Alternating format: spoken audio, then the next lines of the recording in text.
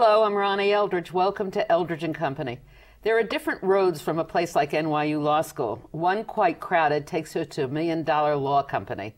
Another, less traveled, takes you to the powerless to help them become powerful. Andrew Friedman went to the Bushwick section of Brooklyn and helped to found an organization called Make the Road by Walking. I asked him to come here today to tell that story, and I welcome you. Thanks. And you graduated from law school. How did you get to Bushwick? Sure. You're kind of midway through law school. I and a colleague of mine in law school, a woman named Una Chatterjee, I think we're both feeling increasingly uncomfortable with kind of traditional legal service. I think that the stuff that lawyers for poor people do is essential, helping people in housing court, helping them access government benefits. I think that what we were feeling was folks needed power, and if they had some power, they would need fewer lawyers to come in and speak on their behalf. And so we kind of set about thinking, how could we help folks organize themselves, build some political power for themselves? And we started meeting with organizations in different neighborhoods throughout the city because we felt, folks are going to be skeptical, rightfully, of to law students who aren't from their community. And so we met with folks in Jackson Heights and Williamsburg and the South Bronx, and everyone was ecstatic at the prospect of free lawyers. Oh, we got tons of people who need this kind of help. But it wasn't until we got to Bushwick and met with a local pastor, John Powis at St. Barbara's Church, who said, folks need lawyers. It's absolutely true. And if you want to come provide some legal services, please come and do that. But what people really need is power. And we were both had done 8 or 9 meetings and were starting to kind of get giddy inside. And because he's a veteran community organizer, he also said, well, why don't you come in next week and do a training? I think he kind of wanted to vet us a little bit. We then prepared, we were in law school, so we prepared an 8-page comprehensive description about immigrants' rights to government benefits. Got there were 85 Spanish speakers. They didn't speak English. We got through maybe the first paragraph of our training. But after we did the training, folks came up and, everyone had a letter from either the Social Security Administration or from HRA, the Human Resource Administration here in the city, saying you're going to lose your food stamps, you're going to lose all your benefits. So we started talking to folks, and we were really green. We had the map of legal services providers. We looked at people's zip codes. We told them where to go.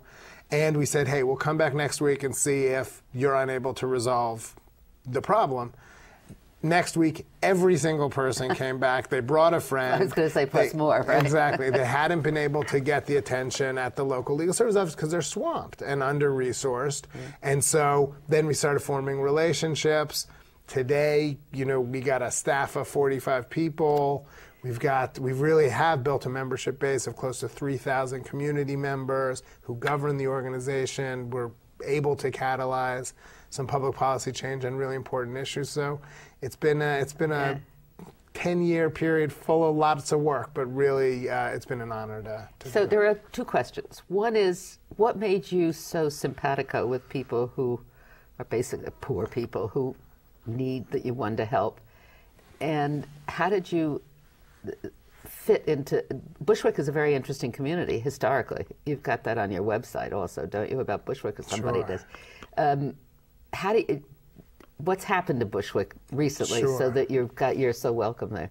So first, I think that there's probably a mix of things, and on a different day, I always want to know how people, what went on in their, I think part of it was the fact that I grew up in Washington, D.C.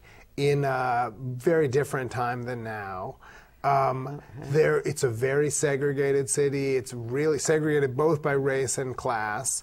And whenever I left D.C., almost the first thing people said is, oh, what do you do about all the black people? And it felt like living there, I saw very firsthand how incredibly racist our society is. And so that gave me one lesson. And then taking the bus or something, as you would change neighborhoods, all of the white people would get off. It was so that created some experiential sense of how unequal our society is. And ironically, I was on the privileged side of that divide, but it gave me a lesson. I think the other important thing was my grandparents were activists, were very political, and I think felt very proud of my father for the fact that he went from public school in Brooklyn on to be a doctor. But I think they also sent me a clear message that you're different from him. You've had every advantage in your life, and it's really your obligation to not hoard that advantage and privilege for yourself, but to try and make our society better. How do we make other people have that? I've always felt that way. I grew up during the Depression, I guess. I don't know. And the common good and to help other people. Anyway, Bushwick, it's always a changing community, isn't it? It really has. I mean, it changes almost by the decade. Yeah. There's a pastor in the neighborhood who started working, not Father Powis, a different pastor named Father Kelly. Yeah, he's quite a character. He's a real character. He's been there since 1960. Yeah. And he said, the Irish Socialist Party and the Italian Socialist Party both had their headquarters in Bushwick, and then, but it was fundamentally an Italian neighborhood. At some point, as a result of redlining and arson, there was some real white flight. A bunch of African American and Puerto Rican folks moved into the neighborhood. There was in one of the riots in one of the blackouts. In the blackout of 1977, apparently throughout the city, 80 buildings were burnt to the ground. 40 plus of them were located in Bushwick. So it was devastated. The commercial strip along Broadway, I think, was barren for a while. The one silver lining here is that all that vacant land opened up lots of opportunity to build public housing in the neighborhood. And so, now there's Hope Gardens, there's the tallest projects in New York City, the Bushwick houses. And these were a lot of these townhouses. That were it was, I think, one of the first places they built kind of broad scale. The Nehemiah houses also, were they there? They're actually in around? East New York, one neighborhood farther out. But Hope Gardens is humongous, and it's scatter site public housing. So it's kind of the favored vision, but often there's too much need and too little land, and so it's not the way it gets built. But in Bushwick, it is. And then more recently, in the 90s, there was a wave of Dominican immigration, and most recently, a lot of folks from Mexico are moving into the neighborhood. And we started 10 years ago. There wasn't a single Mexican store or restaurant that I knew of. And now probably every other, if not 2 out of 3, restaurant stores, video stores, groceries are started by immigrants from Mexico. So fascinating. So that's what led to your interest in immigration and in language. I mean, the facilities we have to help people survive here? It really, I think I was interested in immigration and the United States relationship with Latin America from studying in college. I think that when we got to Bushwick, we interviewed folks about, hey, what would it take to get you to come to meetings instead of having dinner with your family? When would you like to have the meetings? And what, most importantly, would you like to organize around? And it was just striking. It was 1997, I guess. Everyone was crazy. You were in the city council. Everyone was crazy about Giuliani's kind of overhaul of the welfare system. Right, and all of the advocates were focused on the things he was changing. What we found is we talked to folks in a neighborhood like Bushwick, and what people were crazy about was a problem that predated Giuliani, but became worse as the demographics of the city kept shifting. And so everyone said that they were most focused on their inability to communicate with New York City government and agencies that were supposed to be serving them. And so as a result of those interviews, that's what we started organizing. So, if you were going into the welfare office and you went with somebody, you weren't allowed to go in there to help translate it? Is that what happened? No. What happened was if someone, the vast majority of the people who go into welfare centers don't go in accompanied by an advocate. And so those folks would ask for applications. They would get them only in English, even though a quarter of New York City speaks a language other than English and not English, and fully 50% speak a language other than English in their homes. So it was really a problem for those folks who we would go in accompany them to an appointment. We could serve as a translator, but there was no infrastructure in place to respond to this growing population of New York City residents who needed different kinds of services to be able to equally access their government. And they also weren't generous with their benefits. I mean, they didn't volunteer food stamps or different things like absolutely. that. It's a total bureaucracy, a really discouraging, alienating, frustrating, and confusing process. It is less so, but it's still a difficult I've always been bureaucratic amazed process. at the ability of people to navigate the system. I don't know if I would be able to. I mean, I think it's really tough, and these are folks who often are going through some sort of crisis in their own lives that leads them to the welfare center. And instead of saying, hey, how can we help you, the assumption under Giuliani was, how can we get you out of here? And I think now it's less so, but it's certainly not the kind of welcoming, supportive atmosphere we would want. So are there people who live in Bushwick who want to study English and can't find classes? We have waiting lists you do in have the waiting hundreds lists for our classes. Many churches in the neighborhood face the same problem. There's been a couple great studies done by the Center for Urban Future talking about the scarcity of English classes and the massive need. The classes that do exist, by and large, exist in Manhattan, even though the majority of the people who need the classes don't live there. So it's a real problem. It's astonishing, and it doesn't ever seem to change. Make the road by walking now has 45. Did you say how many? I think it's probably 45 staff people. We got about 25 full time, a bunch of part time folks. And let's talk about it. It's basically the organization is to make these people powerful and be able to. Absolutely, to do what they have to do to make their lives. Absolutely. Decent. So we do a couple things. I mean, fundamentally, we exist to try and get people organized, informed about the issues in the city. But we understand that people face immediate crises, and oftentimes that can be a launching point for them to want to get involved. And so we provide an array of legal services, housing, government benefits, workplace-related, failure to pay minimum wage type of legal services. We also believe strongly that people working together is essential, but people need to have some level of confidence and capacity on their own. And so we have an after-school program where the community partners of something called the Bushwick School for Social Justice. It's wonderful. It's a very good school. It's a great school, yeah. Is that another Father Powis, partly?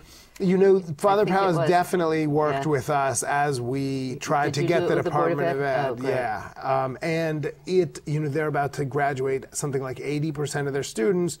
The previous high school in the neighborhood, Bushwick High School, used to graduate in the neighborhood of 3 or 4%. So it's a big improvement for young people. But it's not enough for all the kids who need it. Absolutely not. I mean, there's a couple problems. One, it's a great school, but at any given time, there's only however many, 400, 450 spaces, and there's thousands of kids in the neighborhood who need to go to high school. There's some other great schools in the neighborhood, but another big problem that we face is that what we see is the number of 9th grade student or 8th graders who are moving on to 9th grade is higher by several hundred than the number of 9th grade seats available in high schools in the neighborhood.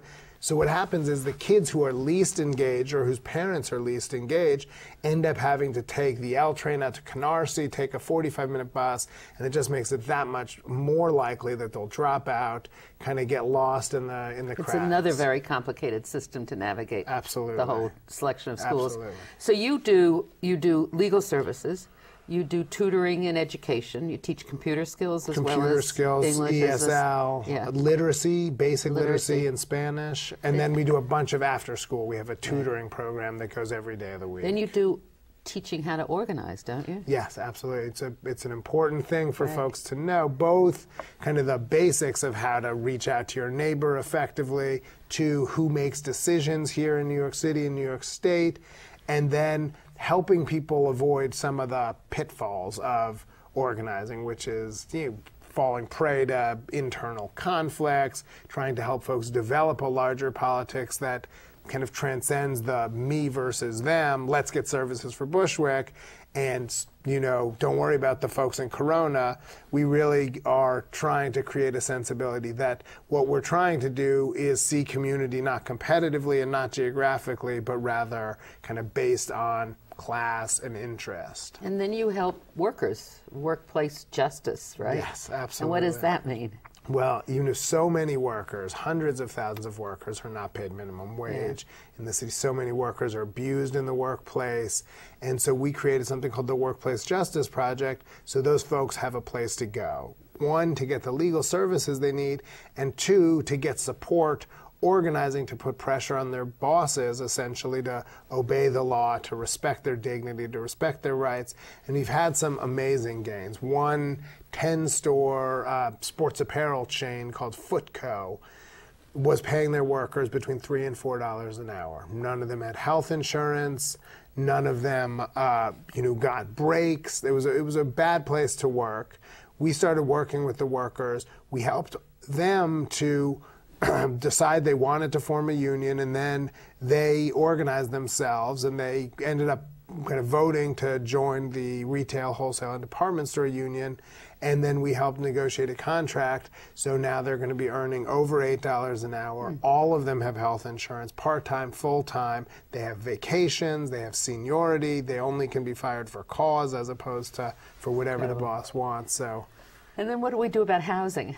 Housing's a big problem in the city, and we think it's kind of a two-pronged approach is necessary, and it's, I think, particularly hard in Bushwick because there's tons of gentrification. There's new lofts being built.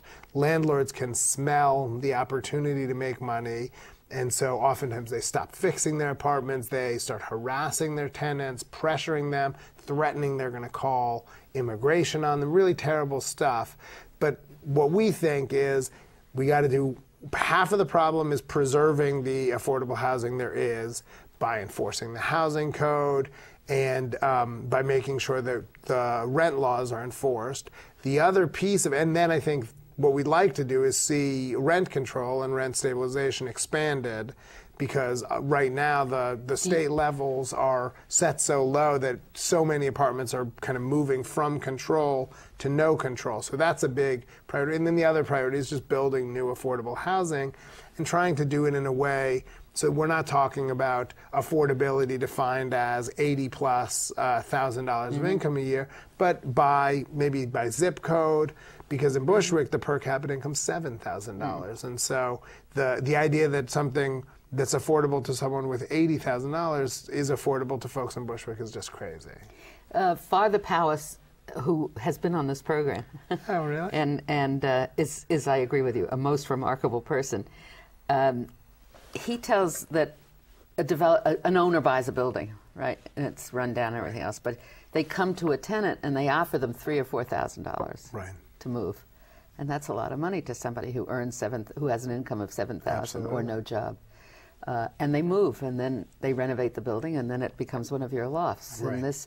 And it's always fascinating me because it's not just, it doesn't start with the needs of low-income people. I mean, the wave starts where the housing is most expensive, pushing people to the next level, the next level, the next level, and that's what's happening in Bushwick, I think. Absolutely. I mean, to the point where folks aren't even moving within New York City; they're moving off into Reading, Pennsylvania. That's right. Exactly. Yeah, it's an incredible. It's really, but it is really tragic because it's very dislocating, obviously, for a family, for kids, to be forced out of their community, and it's troubling when you read an article. There was an article in the real estate section of the Times probably about a year ago now, and the title was, "Psst, have you heard about Bushwick?"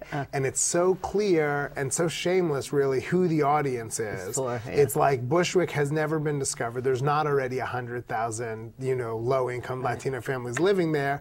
They're interested in the kid who gets priced out of Williamsburg. And that's basically what's happening in the city, isn't it? Absolutely. Yeah, people. I'm so impressed that every night there's a meeting, right?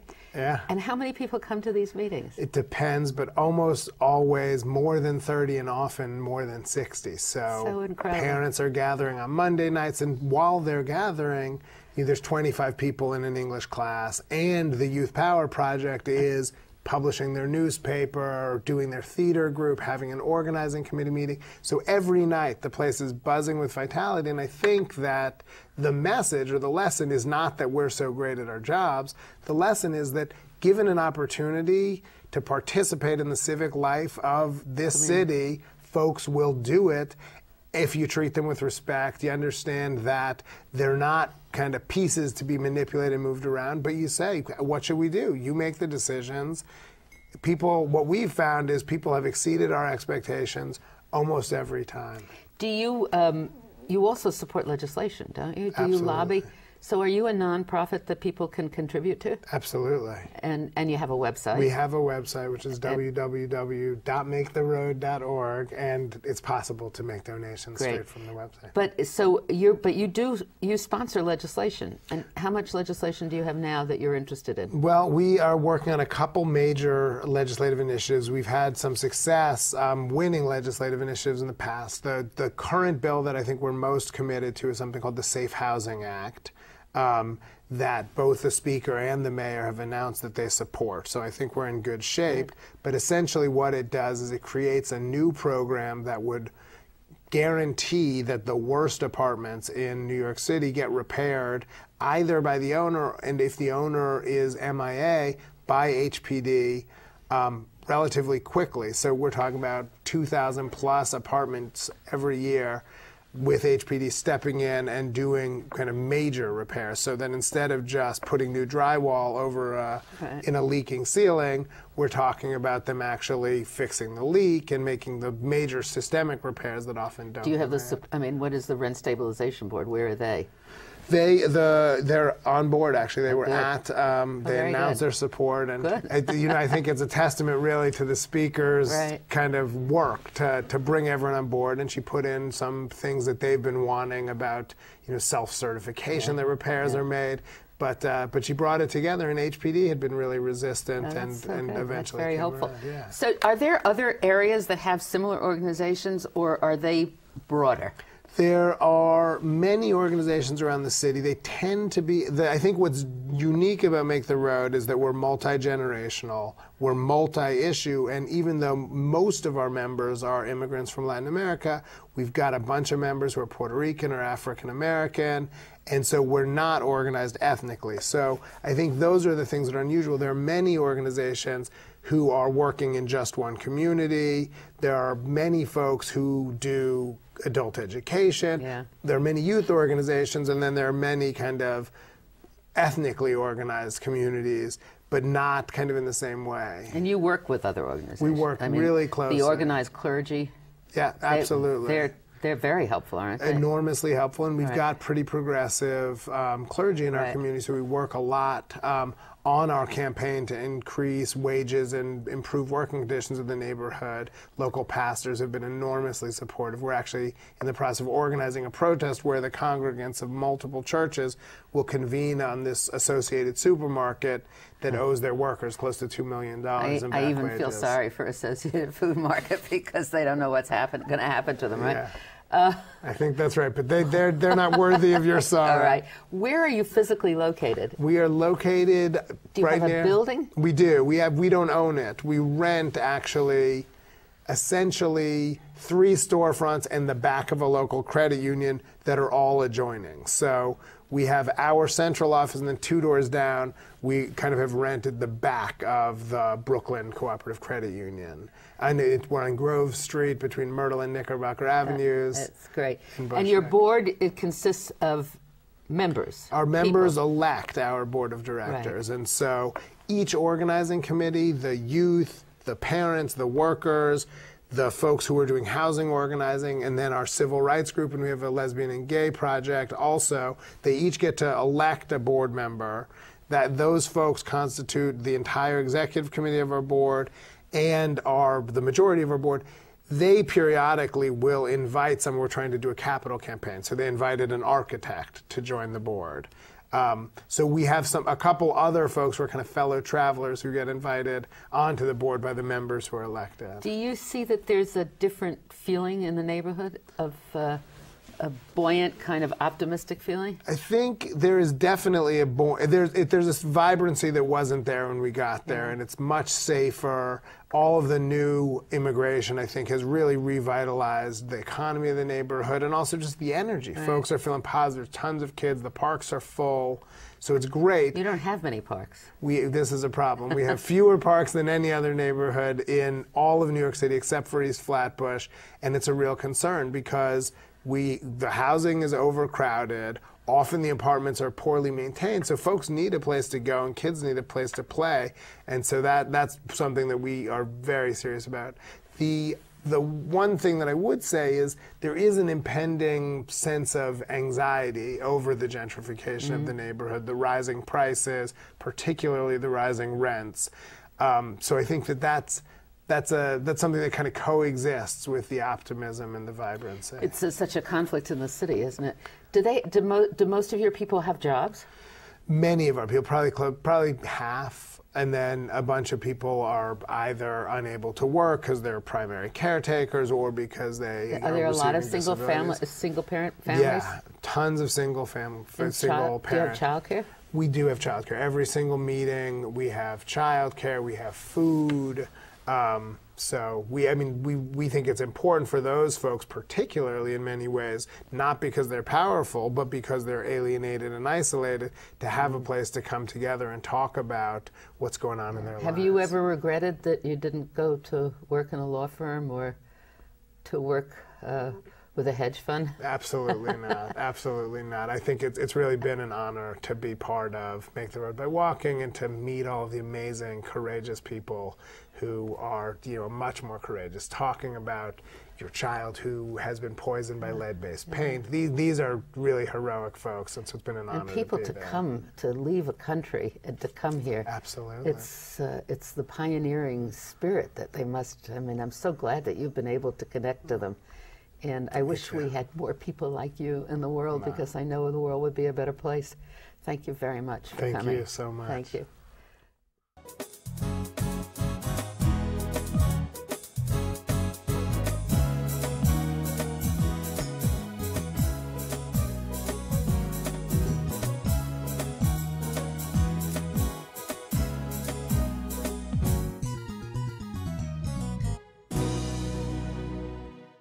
If there are any people you'd like to hear and topics you'd like us to explore, please let me know.